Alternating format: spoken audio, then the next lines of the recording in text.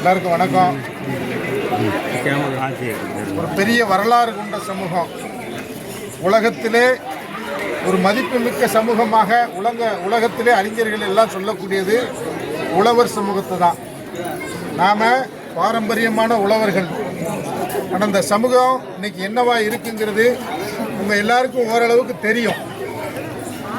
நடந்து வரும்போது அந்த ஊர் முனையிலேருந்து இங்கே வரும்போது பார்த்தோம்.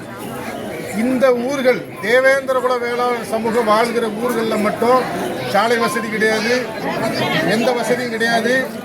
போலீஸ் நினைச்ச நேரத்தில் வந்து எவனையும் கை வச்சிடலாம். இங்கே இருக்கக்கூடிய இளைஞர்களுக்கு எந்த பாதுகாப்பும் கிடையாது. இந்த சமூகமே ஒரு பாதுகாப்பற்ற நிலையில் இருக்குங்கிறதுக்கு தான் இந்த வர்ற வழியிலே எல்லாம் பார்க்க முடியும். சரிங்களா? உங்களுக்கு தெரியும் சுத்துப்பட்டு கிராமத்தில் என்னென்ன நடக்கின்ற. தொடர்ந்து தேவேந்திரகுல வேளாளர்களை குறிவைத்து சாதி படுகொலைகள் நடைபெறுகிறது.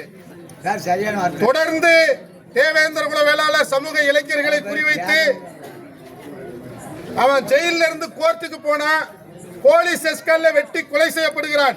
கேட்பதற்கு நாதியற்ற சமூகமாக நம்மை மாற்றி வைத்திருக்கிறார்கள். சிறைக்கு உள்ளே கொலை தான். போலீஸ் விசாரணைக்குன்னு பிடிச்சிட்டு போய் மானாமதுரையில் தம்பி ஆகாஷ் டெலிசனை படுகொலை பண்ணி 35 நாளா உடம்பு வாங்காம போராடிட்டு இருக்காங்க. எந்த வழக்கையும் இந்த காவல்துறை சாட்சிகளை கொண்டு போய் நிறுத்தி நமக்கு நீதி வாங்கி தர்றதில்லை. நம்ம ஊர் இளைஞர்கள் ஊரை விட்டு வெளியே போனா வண்டியில ஆவணங்கள் சரியா இருக்கா, நீ கஞ்சா வச்சிருக்கிறியா, நீ ரவுடித்தனம் பண்றியா, நீ அருவா வச்சிருக்கியா, யாரை வெட்ட அலையிறன்னு சொல்றான். ஆனா நம்ம ஊருக்குள்ள பல ஊருக்குள்ள வந்து நம்ம இளைஞர்களை அடிச்சிருக்கிறான், ஊருக்குள்ள வந்து படுகொலை செய்யறான். எங்கேயுமே பாதுகாப்பு கிடையாது. கேட்பதற்கு நாதியற்ற சமூகமாக இந்த திராவிட முன்னேற்ற கழகமும் அண்ணா திராவிட முன்னேற்ற கழகமும் 74 ஆண்டுகளாக இந்த மண்ணை ஆண்டு நம்ம அந்த நிலையில தான் வச்சிருக்கிறோம். புரிஞ்சுக்கோங்க. 1967 திமுக ஆட்சிக்கு வந்ததிலிருந்து நம்முடைய வரலாறு அளிக்கப்படுது. அரசியலில் நாம் அனாதையாக்கப்பட்டிருக்கோம். எல்லா நிலைகளிலும் நம்ம வீழ்த்தப்பட்டிருக்கோம். இன்னைக்கு இந்த வெள்ளமண்டி பழனிசாமி, எடப்பாடினா ஒரு நல்ல ஊரு, நிறைய நல்ல மக்கள் இருக்காங்க. அந்த ஊர் அந்த ஆளுக்கு சொல்லக்கூடாது. வெள்ளமண்டி பழனிசாமி என்ன சொல்றாரு? வெறும் 33,000 தான் இருக்கு உங்க சமூகத்திற்கு வாக்கு வங்கி. எப்படி உங்களுக்கு நாங்க வந்து தேர்தலில் சீட்டு ஒதுக்க முடியும்னு கேட்கிறாரு. அப்படின்னா நாம அவங்களுக்கு கொடுத்த முக்கியத்துவத்தை நமக்கு அரசியல் கட்சிகள் கொடுக்கிறது இல்ல.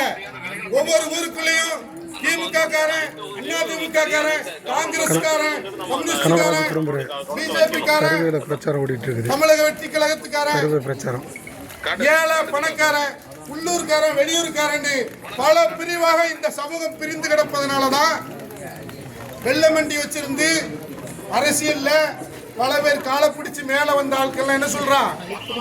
1 கோடி பேர் கொண்ட ஒரு சமூகம், 23 மாவட்டங்களில் செறிவாக வாழக்கூடிய ஒரு சமூகம், தமிழ்நாட்டு மக்கள் தொகையில் 10 விழுக்காடு கொண்ட ஒரு பெரும் சமூகம், போராளிகளையும் தலைவர்களையும் வீரமிக்கவர்களையும் மானமிக்கவர்களையும் கொண்ட இந்த சமூகத்தை பார்த்து 65 லட்சம் வாக்காளர்களை கொண்ட இந்த சமூகத்தை பார்த்து உங்க சமூகத்துக்கு 33,000 வாக்குதான் இருக்குன்னு சொல்லி மருத்துவர் கிருஷ்ணசாமியை அவமதிப்பதாக சொல்லி இந்த சமூகத்தை அவமதிச்சுக்கிட்டு இருக்கிறான்.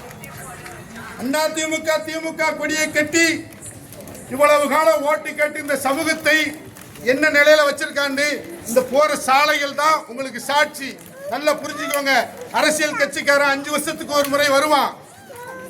ஒரு வருஷத்துக்கு 365 நாள், 5 வருஷத்துக்கு 1862 நாள். உங்களுக்கு ஒரு ஓட்டுக்கு 500 ரூபா கொடுத்தோம்னா 5 வருஷத்துக்கு ஒரு நாளைக்கு 28 விசா. 1000 ரூபா கொடுத்தா 56 பைசா. ஒரு நாளைக்கு 56 பைசாவை கூட நம்மளால சம்பாத்தியம் பண்ண முடியாதா? இந்த மானங்கட்ட பொழப்பு நமக்கு வேணுமா? நம்ம காசை வாங்கிட்டு ஓட்டு போட்டோம்னா நம்ம உரிமையை அவன்கிட்ட போய் எப்படி கேட்க முடியும்? அவன் சொல்றான் மானங்கட்ட பயிலுடன் பேசுறான், பேசதான் செய்வான். ஓட்டுக்கு காசு வாங்குறதும் ஒண்ணுதான், நம்ம மானத்தை தெருவில் கொண்டு விடுறதும் ஒண்ணுதான். நல்லா தெரிஞ்சுக்கோங்க. மானமிக்க மக்கள் நெல் அறுவடை காலங்களில் உங்க சின்ன வயசுல பெரிய ஆட்கள்லாம் பார்த்துருப்பீங்க.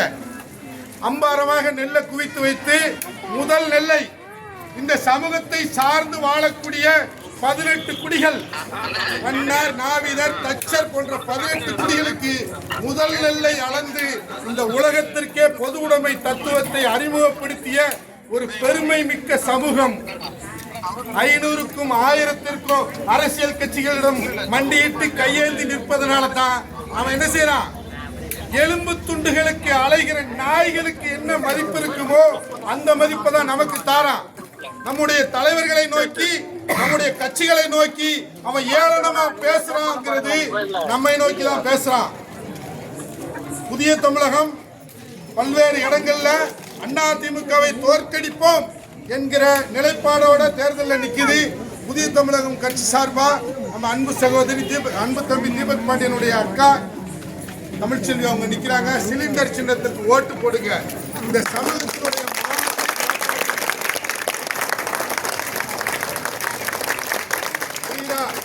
உங்களுடைய